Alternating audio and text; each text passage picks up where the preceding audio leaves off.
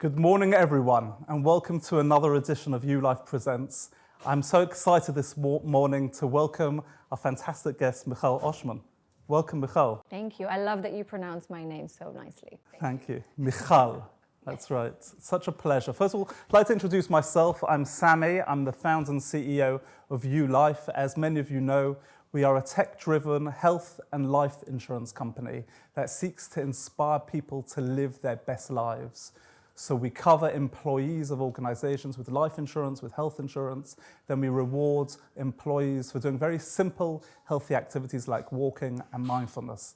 It's an absolute pleasure, Michal, to welcome you to the universe, what we call here our offices here at YuLife. Michal, you've had many senior roles in organizations. You were the head of culture at TikTok. You were responsible for leadership development at Meta, formerly known as Facebook. You've worked at eBay. You've built a home as well. You have four children. Yet I look at your book, and this is a wonderful book, What Would You Do If You Weren't Afraid? And I was rereading it over the weekend for the second time. Fantastic book. What Would You Do If You Weren't Afraid? You tell a very different story. I'm really interested, really. Perhaps you can just share us some of your own journey. Of course, and I'm just going to touch a little bit because everyone has their story and their journey, and today we're going to focus on company culture, how to build one and nourish one. But I think like many people here watching us and at home or at work, we wear different hats, and also there's different parts of us. So yes, if you look at my LinkedIn, which my mother really likes doing, you'll see 3 university degrees and serving as an officer in the army, and those jobs that you mentioned, and I worked really hard for those things. But at the same time, from internally, the reason I named the book What Would You Do If You Weren't Afraid is because I've been feeling afraid from a very young age. I was raised in, I would say, sad environment, raised by my grandparents who were Holocaust survivors. My grandmother Hannah jumped off the train, which she later discovered was on the way to Auschwitz. And the first sights that I remember are seeing pain in her eyes, knowing that she lost her father, mother, brother, and sister. And my first childhood memories are hiding tuna cans in her house. In case something happens, we have food to take with us. Hearing my grandmother scream at night from the very young age. So, that's what made me, I guess, internally as a human. It's very tempting to blame or, finger point why a person develops certain emotional experiences. But I think that fear and that anxiety, I never slept more than 2 hours. I always checked that my parents were breathing. Later on, checked that my children were breathing. So from the outside, I looked like a success story. I have an issue with the word success.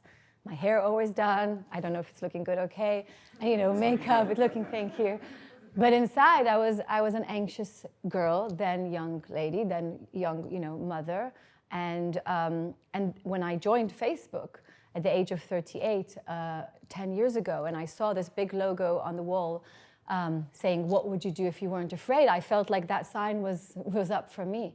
Because if I wasn't afraid, I knew very well what it's like to be afraid, but if I wasn't afraid, I could make these, achievements and live my life with joy. You spoke about, I thought that people were supposed to be unhappy. So anyway, I decided in this book to kind of close that gap between my personal external persona to what I've been feeling inside of me for many, many years, to share how I try to overcome anxiety, and then very much share my learnings from TikTok and Facebook and eBay, and also a very special discovery that I made 10 years ago that makes me feel much better today. Wow. Thank you for sharing that, and thank you for Maybe it was oversharing, but I'm known for that. No, one of our values at YuLife is being vulnerable. And I think vulnerability, some people see that as a weakness. We see that as a superpower, just to be vulnerable and open. You talked about some of the lessons you've learned to overcome your anxiety. Do you want to share maybe some of? So I combine 2 kinds of, in my toolbox, there's different kinds of tools, let's say. So I studied psychology and kind of went to therapy for 14, 15 years and spent a lot of time and money on therapy, which was great to a certain extent. I learned more about myself. So part of my toolbox is using psychological kind of tools in the context of the workplace. Other tools that I have are from studying psychology, sociology, organizational behavior, etc. But the newest, I guess, part of my toolbox is actually discovering spirituality, and in my case, that is Jewish wisdom. I was born Jewish in Israel. By the way, I forgot to mention that this weird accent is an Israeli one, if you're trying to figure it out. Fake British accent, inspired by American. But I moved to London 20 years ago, but I grew up in Israel. So I'm kind of, taking kind of different perspectives about life. But growing up in Israel, I actually didn't have much access to Judaism because I was growing up in a very secular home. And it was actually in London, in Golders Green, 10 years ago, that I made this discovery that there is a universal, and that's why I'm very passionate about, there is a universal Jewish wisdom that really holds ideas, tools, perspectives that if one decides to, play with, be curious about, it really helps mental health, well-being, and I just decided that I want to bring some of those ideas into my life. Wow. And that is contained in the book. As well as stories about TikTok. Which is a great book. So moving on to company culture, so many people are talking about culture. How do we create a culture of safety? You mentioned the word joy. Yes. Where does one start? You were head of culture at TikTok, one of the largest, most successful sort of companies in the world. Where do you start? What are your principles when you think about building a good company culture? So I joined TikTok, it was probably more than 3 years ago. So the company was only one and a bit, right? Everyone says TikTok as if TikTok has like 55, right? I think it's 4 years or 4.5, right? So just see how we very quickly think that something's been there forever. So I joined very early on, and initially my role was European, and then it became global, as you mentioned. So I think on paper, it did say global head of company culture. But what I actually did is take ideas from the kind of mother company ByteDance, which is a Chinese-based company, and took those leadership ideas and management philosophies, going back to more ancient philosophies, etc. And my role was, in a way, translate them, but not from Mandarin to English, but translate its meaning from how it was established and designed, making it meaningful for everyone, regardless of which office, where people were in the world. By the way, there were no offices, and return to office wasn't really a thing because TikTok grew during COVID. So I think when I joined, I don't know the statistics, but I think that about 95% of the people joined during COVID. So I never met my boss till today. So like every company has its own dynamics.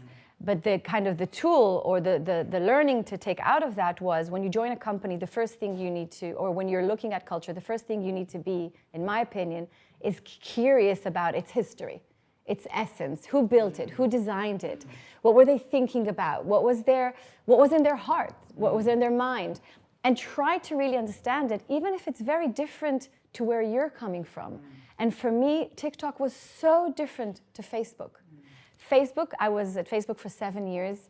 I joined just after they IPO'd. They were worried about monetizing on mobile. Ha ha ha. That was the day. And I joined, and there was this sense of mission, connecting the world, making the world smaller, more connected, building communities. And Facebook was brilliant at doing that together. So speaking of culture, their approach was like, we have a mission, we have a purpose, call it whatever. How can we get everyone around it? And a big focus was on teamwork and doing things together. When I joined TikTok, the culture was different. It was less about teamwork. So initially I was like, no, I like the way we did it there, but that's not going to help me build a culture. So the first thing I think to do is to be curious about the essence and also critical to understand the strategy. It's not going to work if you fall in love with a certain company culture, but it's not relevant for the type of organization or for the specific strategy, or for, let's be honest, the leaders. Okay, like Elon Musk. I don't know if I can add value to the way he wants to shape a company at the moment. So it's also very related to the leaders, what they believe in, the founders. So interesting that. So you're saying there isn't really a standard company culture that every company should aspire to. but in fact it's understand the uniqueness. Each company has its own unique DNA, company culture, and for you it's about getting into the leaders, that the essence of why they started the company, their mission, and to help amplify that. And culture happens. Sometimes I meet with founders and they say to me, I'm thinking about developing a company culture. It's like, it's happening, okay? Whether you like it or not, the moment you have 3, 4, 5 people that get together regularly, Zoom, whatever, and around the coffee, just culture will happen. Question is, do you want to influence it? Do you want to be thoughtful? Do you want to navigate it? Do you want to build it? Or do you want to just let it happen? I, by the way, believe that that culture also happens at home. So, right, if we're saying the culture is a set of values and behaviors and how, like the rules of engagement, right, how you expect people to behave, how you feel you're expected to be, how we solve conflict, how we deal with issues. I'm not talking about the thing, whatever it says on the walls. I'm talking about what people really experience. The same thing you have at home. We have 4 children, so we're a family of 6, and there's a certain, culture at home. Certain behaviors that are accepted or not, certain expectations, so culture happens when people get together. Question is, what are you going to do about it? So as parents or as leaders, it's our role is to inject that culture. Where does one start? So you go into a company, let's say, how does one first of all get the leaders on board? What if the leaders aren't really on board on building great? They're just focused on bottom line profits. How can, let's say, leaders of HR, we've got many leaders here in our audience and watching. How does one start, in a way, influencing the leadership to really take company culture seriously? So first of all, there's a ton of so different leaders, would be influenced by different, statistics or narratives and different ways. I've been in HR for 25 years, so I know what it's like to work with someone that maybe the people are less of a top priority, or building teams, there's other harder goals and the people are seen as the softer topics. I'm very familiar with that. I think sometimes people do that because they just don't have awareness. I always assume good intent. So I think one of the things is just to share some knowledge around that. So I think the most recent research tells us that if 20 years ago people left companies because the role wasn't meaningful enough, they couldn't grow their career, so it was more role specific. And then 10 years ago, research tells us that people left their manager. There was an expectation. Today, research shows us that people leave cultures. So I can send you that article and you can send it to your CEO, whoever you're working with. So it's about culture. People today, and I can see this with my with my children, people today expect to feel something. They expect to feel respected, to feel seen, to find a nice integration between the different parts of their lives, to do something meaningful, something that they're proud of doing, right? It's not just about the seniority. When I decided to leave TikTok, my mom, bless her, said, "Are you going to be ex-TikTok?" And I was like, "Mom, I'm almost 50. There's so many things I did I hope she doesn't mind me saying. The first thought that you have that I'm ex, because people really, and I get that, people are so connected, their ego, their persona, their identity is often so connected to the workplace. Then almost it seems sometimes like they're one. Of course they're not.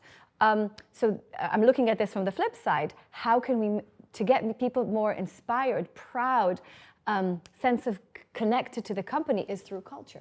Interesting. You talk about meaning and purpose. I mean, one of the things that we're very passionate about here at YuLife is we have a big purpose to inspire people to live their best lives. And we talk about that. I talk about that every Monday morning to the whole company. We embed that through our values and we create a purpose-driven organization.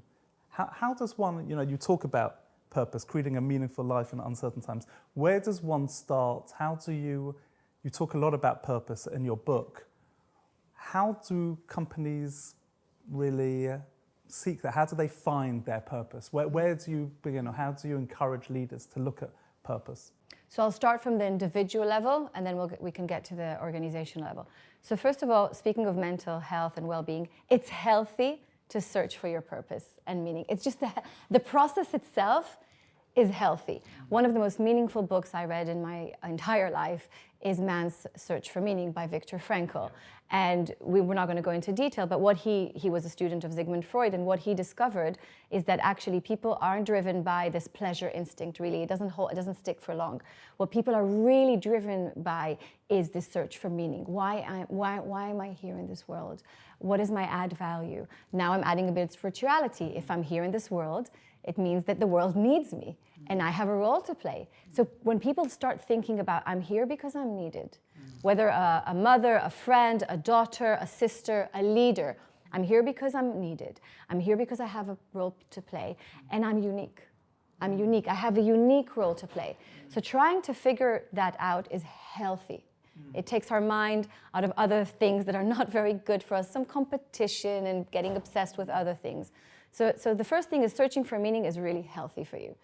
Secondly, from a company perspective, and I know that people use the word purpose quite often, and etc. In life, you don't just have one purpose. Sometimes people feel that if I haven't found like my big capital P purpose, then it's not something I can write about on LinkedIn or announce on Instagram. But purpose is something that's purposeful and meaningful for you, that you feel this connection. We often look for this reassurance that we're going in the right direction in our lives, but it's actually much more within. So when you hire people to companies, and that's what I really try to do at TikTok, when you hire people within the company, it's really important that whoever they work with, their manager, their team, they have a level of curiosity about what is meaningful for you, Sammy, what matters to you. When I joined Facebook, my manager flew down from Dublin to London, and he asked me, Michal, first of all, how do I pronounce your name? Because up until then, everyone, it's hard, Michal, right? And then he asked me, what do you care about? Now, it took me a year to get to Facebook. I was ready with my iPad to take instructions. And that question, what do you care about? Immediately, I said, without thinking, being an Israeli, a mom, and a Jew. And I was like, oh my gosh, why did you share all your vulnerabilities? I panicked, I was sweating, I also had a baby just before my hormones. And he was like, well, I don't know much about Judaism, but tell me, what does it mean for you? And I told him what it meant to me. So it was meaningful to me at that part, discovering my Judaism. But that's my story. Everyone has their own meaningful. What does a brilliant organization do? It aligns, this is when I get really passionate, it aligns between the company's purpose, mission, goals, values to each of the individuals. It helps people navigate and find that connection between what matters to them, their values, their principles, to the ones of the company. I believe that in the future, and I'm speaking with LinkedIn about this, we're going to use AI to be able to make that perfect match. When there's a brilliant way, and I don't mean that it all has to be done through machines, but a brilliant way when people can connect between what matters to them to the company that they work with. And then it's going to feel like you're living in flow. Wow, beautiful. Thank you so much. That's really inspiring. I remember when I was reading your book about that story of your manager at Facebook, when you shared that, yeah. I think there's a story you shared about, was it lighting the Friday night candles, yes. Shabbat candles, and how respectful he was. So I kind of discovered my Judaism in later age, as I said, and one of the let's say rituals or things that you do if you're practicing Judaism is celebrating the holy day of Shabbat once a week from Friday evening till sundown on Saturday. And I didn't even have the language to explain it because they're so new to me. So when he asked me, so what time is this candle lighting? And I also told him that after I light candles and I bless them, I can't be on electricity and I was shaking when I was saying that. And he said, so what time is it? And I said, well, it's not always the same time because the sun goes down. It became complicated. And he was so curious that he researched it.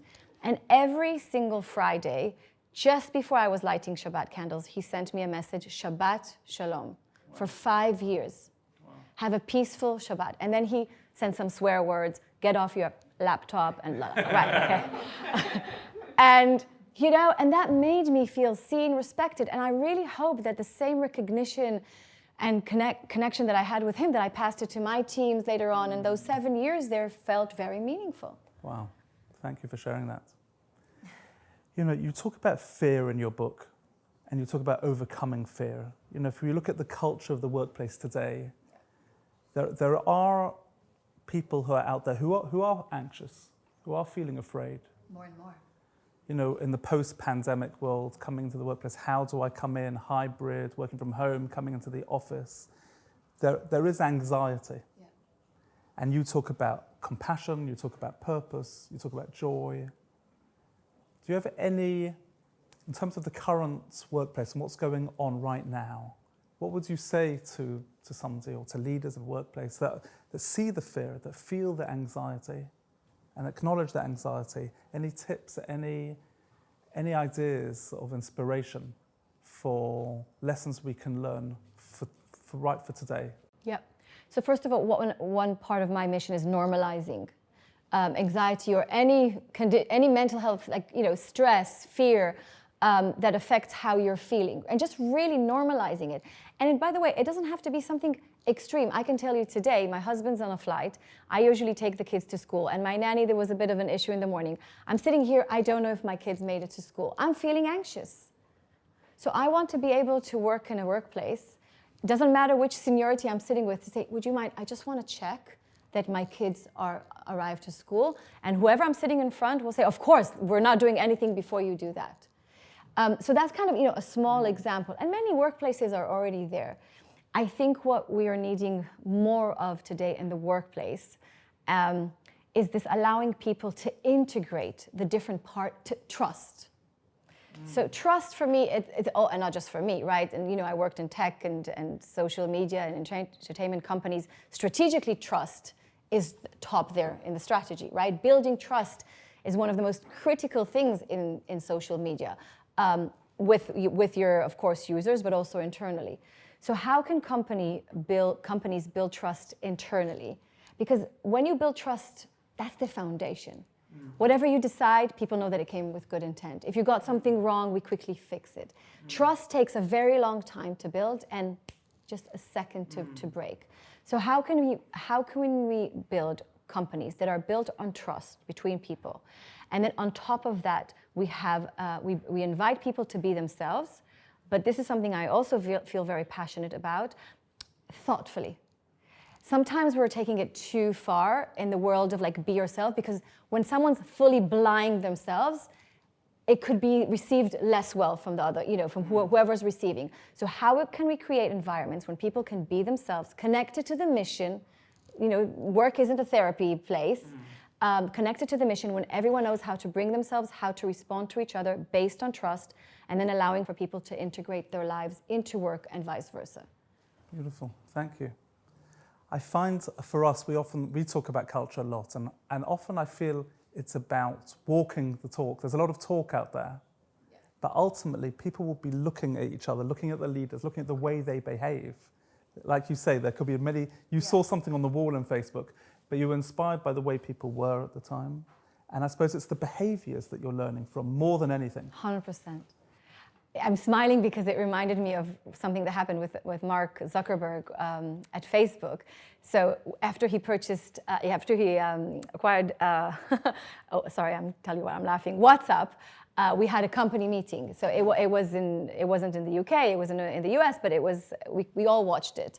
And the story goes this way, that he decided to purchase WhatsApp, and everyone knows how much it was. And then this intern stands up. So Facebook on its walls, it say open and honest culture. But it really had an open and honest culture. So Zuck is taking questions. This intern stands up and he says, I think you made a huge mistake with WhatsApp. Who would pay 90 million, la la la la la. And all of us speaking, like dying. But it was also like a nice, what is Zuck? And it's broadcast, you can't do anything, it's live. And Zuck said, thank you very much. Tell me why. What's tell me what's behind that? He wanted the rationale. And this intern gave him and he said, you know what, fair point. Maybe I made a mistake. Maybe the due diligence was wrong. And then the story continues when him and Priscilla, his wife, invited this intern to barbecue to their house. And obviously he got a job offer and he became a senior leader at Facebook, now Meta. So that's culture. That's culture. When you see, that's why when you said it was so, when you see your leaders in real life responding to a cultural moment. And at Facebook, there were no culture teams because everyone was expected to be a culture carrier. Carry these things within themselves. Interesting. So it's about living it. It's not just talking about it. It's just living walking. it. Yeah, otherwise it's fake. Michal, what's for you now? What is your, in terms of mission, you talk about mission, purpose, this amazing book which has been featured, I saw, internationally now in the press. What's your mission going forward? What's your purpose? So I'm getting over one fear at a time. Last week I was at Women's Hour and I was like, I can't believe I'm in this situation, allowing myself to get over my fears, speak in a kind of a greater scale. I want to scale, this experience, this knowledge, these theories, these tools. I really want to stay and focus within organizations because I think that companies will continue to be a critical part of our lives, regardless if we're Zooming or teaming or hybrid, doesn't matter. It will continue to be part of our lives, part of our children's lives. And I don't know if I'm sure you heard in the news a couple of months ago with McDonald's, we learned about what happened in their branches and how young people were treated. I want to be able to influence companies that young people join, that their identity starts to connect to those companies. So whatever's next to me has to do with culture, spirituality, and the workplace. We've got, just in the closing minutes now, we've got thousands of people online watching and around the world. I met your team in Joburg last week. Yes, they said. We have a team in South Africa. Wonderful. And I saw a lovely picture with holding your book. So warm and welcoming. Nadine, she was sending messages how lovely and inspired she was to hear you talk there. So you're talking internationally. We've got people around the world, and if we get to close, and people are seeking wisdom, people are seeking insight. If there were maybe 3 lessons, or if there were 3 tips, I say 3 because 3 came to as an idea, but if there were 3 tips that you could give leaders of organizations, people who are involved, influencers, heads of HR, to really create a culture that works. Mm-hmm. Yep. What would they be? So I would definitely start from within. I probably coached hundreds of leaders, and they were giving me examples of other companies and other leaders. And it started, the focus was so external. And most of the work was to go inside themselves. What matters to you? What would you do if you weren't afraid? Why did you build this company? What do you believe in? What's purposeful for you personally as an individual? I remember working with a very, very, very senior leader. She was on a massive stage. And then I asked her at coffee after, so what matters to you? And she's like, I don't know. I just kind of do what I've been doing. So start from yourself. And then, of course, once you're more clear about yourself, not copying, not comparing, be curious about others. One of the beautiful kind of things I learned from, again, Facebook culture is really assume good intent. It doesn't mean that it's not going to be tough or challenging, but when we have these interactions, those sticky moments, assume good intent. It's so good for well-being. It's so, even if it doesn't matter, carry on. And also in life, assume good intent. And the third part, which is connected to my, Jewish culture, and it's quite timely that we're speaking today, 2 days before the Jewish New Year, take action. Take action on either your life, your career, your decisions. I meet with young people in different stages in their life. They're telling me, I want to do a career change. And then I ask, so what are you doing about it? Well, I'm just thinking about it. I want to meet someone. I want to date someone. And what are you going out? Are you on Tinder? No. So let me tell you, as someone that dated many, many people, if you want to meet someone, you have to take action. If you want a career change, you need to do something about it. And if you want to, anything in life, take that action. Don't take risk. But if you believe in something and you think it's the right bridge, your route, your path, take one step. Wow. Michal, thank you so much for today. You've inspired us. I'm sure you've inspired the many thousands online today. Thank you so much for bringing your wisdom, your joy in creating great perspective on what makes a great company culture. Thank you so much, Michal. Many thanks. Thank you so much.